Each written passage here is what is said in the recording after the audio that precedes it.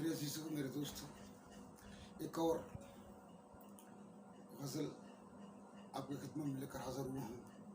उम्मीद है पसंद फरमा कर ना सिर्फ आप लाइक करेंगे, शेयर करेंगे, बल्कि चैनल को सब्सक्राइब करके मेरे लिए एजाज़ का बाइस बनेंगे। ममनून रहूँगा। अर्ज़ करता हूँ, ये खुश्क अशजार उड़ते पत्ते ये मौसमों की शिकस्त के हैं। ये खुश्क अशजार उड़ते पत्ते ये मौसमों की शिकस्त के हैं। हरी में जहाँ के तवाफ सारे ज़यारतों की शिकस्त के हैं। हरी में जहाँ के तवाफ सारे ज़यारतों की शिकस्त के हैं। मैं थक के बैठा तो याद आया, मैं थक के बैठा तो याद आया कि कोई रह में